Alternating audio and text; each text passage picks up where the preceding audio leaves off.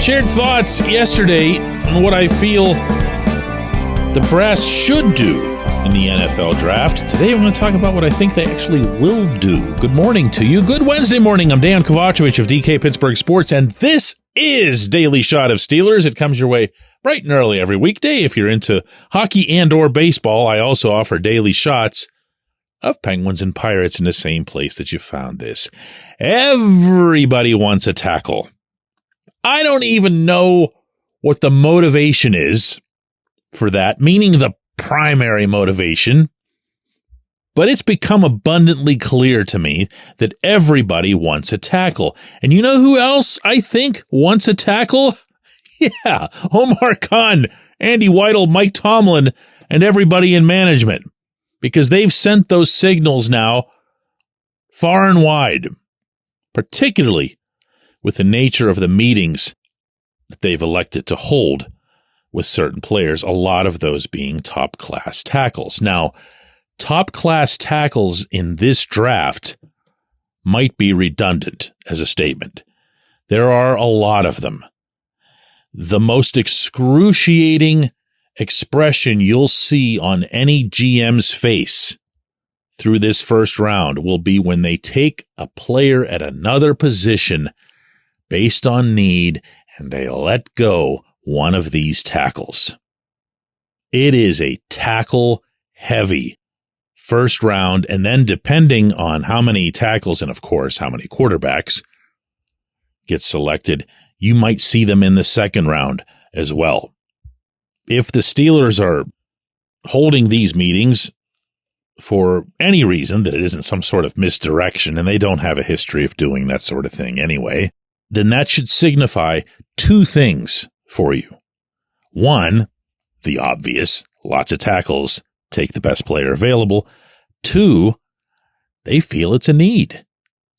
And that's where I think the fan base would be in perfect alignment on this subject. The first two words you'll hear out of anyone's mouth when it comes to this specific discussion are Dan and more. And if there's going to be a third one, it'll be Junior. And that's it. Because they don't like him. The fan base doesn't like Dan. Maybe it's undue influence, and I do mean undue, because of his awful Pro Football Focus grades, which is funny because you can't cherry pick whether or not you like PFF or believe PFF, as often is the case. Maybe it's just watching him and seeing all the different times that he's the last guy standing near the quarterback as the quarterback's getting belted. And there's, of course, another factor in this, one would think, and that's that Khan himself said at the NFL Scouting Combine in Indianapolis that he expects to see Broderick Jones move from right tackle to his natural left side. He didn't say when, but you can't wait forever. It's a kid. You need to get him back where he's going to be and let him entrench himself there. Is this necessary? Is this an overreaction? Is this an excessively class-motivated move here on the Steelers' part if they end up with a tackle? We can't have those answers right now. But to me, it's unmistakable that if you've already gone through this many machinations, you're not all that thrilled with having more as your left tackle, and you might be even less thrilled with having him as your right tackle, since according to absolutely everyone on South Water Street, he can't play that position. He can't be moved across. I don't know why.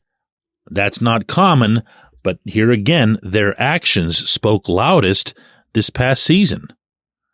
They could have slid Dan across when they benched Chukwuekorafo, when they brought Jones in and said, listen, this is the first round pick. We're going to make his preference and his skill set the priority. We're going to have Jones at left, and we're going to just learn our way with more on the right, but they didn't do that, and they didn't do that, and made it known that they didn't do that because of this shortcoming, whether it's real or perceived. So to twin yesterday and today, I can tell you that I wouldn't have a problem with taking a tackle again, especially if you can still end up with my preference. That would be a wide receiver at the second round spot. But then you're kind of left in the lurch at center and hoping for somebody's leftovers to make it to the third round. With, by the way, not much in the way of free agency options left to address that. And unlike wide receiver, the center position is one where there's just nobody, unless you want to bring Mason Cole back. He's still available. And that's to say nothing of all the apparent work they've done toward drafting an inside linebacker. But look, I'm not going to be two-faced about this. If I say, hey, take the best available player, and the best available player in all likelihood in this first round is going to be a tackle, we'll take the tackle when we come back. J1Q.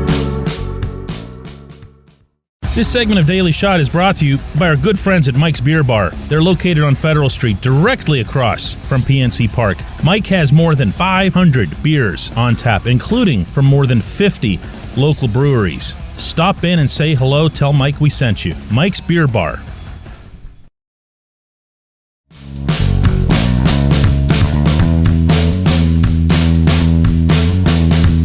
Today's J1Q comes from Buff, and he's responding to yesterday's episode as well. It says, hey, DK, I get it.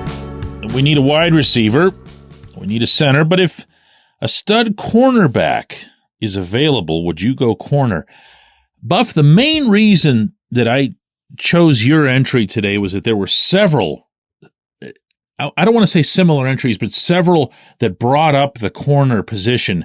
Some of them just flatly stating that the Steelers still need two corners. Now, of course, they're not referring to two outside corners because there's Joey Porter Jr. at one of those. They're referring to one outside corner and a slot corner.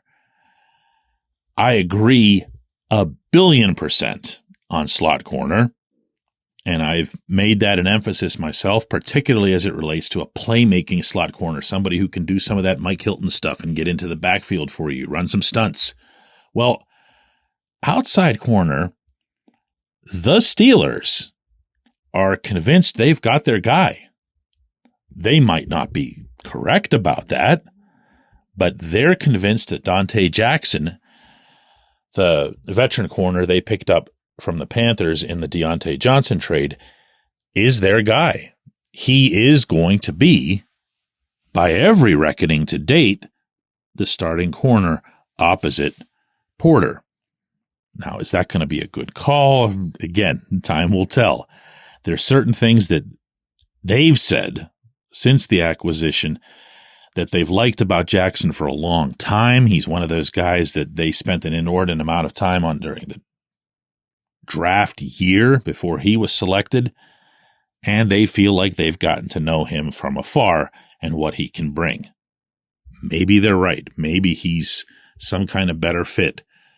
Maybe there's certain things, and we've seen that at times over the years with corners. The name that jumps to my own mind, just winging this thought right now, is Steven Nelson. Nelson came and wasn't necessarily seen as all that great somewhere else, but there were some underlying metrics and a certain skill set that applied to the way they prefer to manage their own secondary, and Nelson came in and just, wow, look at that. What a great fit. Looks like he's been a Steeler his whole life. And Steven used to talk about that himself. Steven would say he felt like he was a better fit in Pittsburgh. So maybe, if they're lucky, the same will happen with Jackson. No is my answer. No. I don't want to see a corner, even if I thought that Jackson is going to stink. I don't want to see a corner at the first round position. Yes, there are corners to be had in that first round. And I'm going to be honest with you. Those are the only ones, well, them and the quarterbacks, that I'll just gloss over in my own analysis of this draft. I just go right past them. And since I mentioned that, I should also mention that I spent most of last night studying Amarius Mims. He's from Georgia, and he's an offensive tackle, and he is a monster. 6'8", 340, can move his legs. Didn't get a ton of experience at the college level, starting only 8 games. But, man, when you're talking about raw material and he's 21 years old, hard time moving past that guy. Maybe in the literal sense, too. I appreciate the question. I appreciate everybody listening to Daily Shot of Steelers. We're going to do another one of these tomorrow.